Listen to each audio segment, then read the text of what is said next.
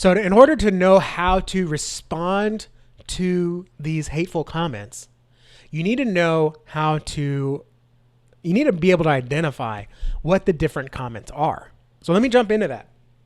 You are going to get hateful comments. There's no question about that. You're going to get hateful comments, hateful messages, hateful email replies, maybe even some hateful phone calls or texts. And the worst one, I know, I'll admit it, the worst one, hateful reviews, ratings, 1 star. This church is heretical. They just want your money, 1 star. You're going to get those. You're also going to get actually reasonable objections to the gospel. That's okay too. It's kind of like when your child says ow, or your child starts crying, or, when your baby falls. You have to measure your response based on what happened. If your child just stubs his toe walking in the room, you're like, oh, you okay? Cool. Now, if your child drops a knife on that toe, you're like, don't move. I'm getting everything I can out of the medicine cabinet. You're just like throwing stuff at him, right? There is going to be a measured response. If your child's running and falls on grass, get up, son. Keep going. Now, if your child falls on concrete, hey, let's take a minute here and let's look at this. And if you're just playing and your child's like, oh no, I fell, you just laugh, right? Different scenarios require different responses. And so what you need to do is when you get hateful reactions, just like you would change your reaction or response to the situation of your child falling, you need to change your response based on what category the hateful comment falls under. And there are 3 categories. Like I said, there's objection, there is complaining or a complaint, and there is a trolling. That's the 3 things. They fall in those 3 categories. Okay. Number 1 is objection. This is actually the most legitimate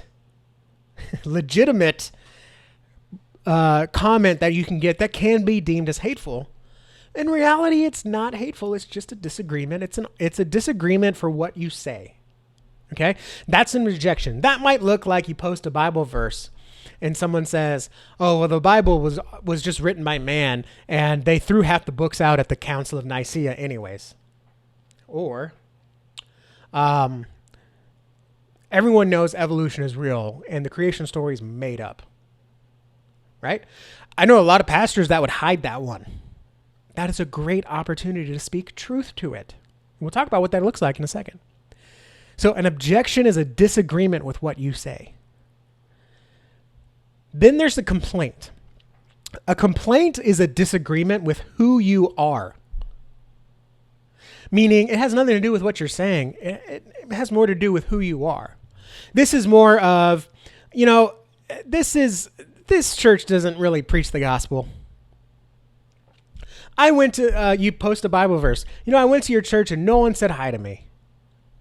This church only wants money. That's kind of an objection and a complaint.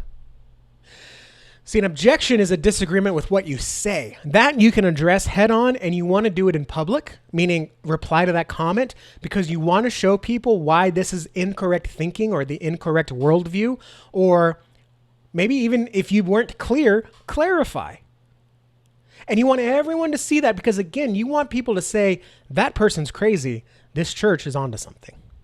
Whereas if you just hide it, no one's going to care. No one's talking about this. Pass.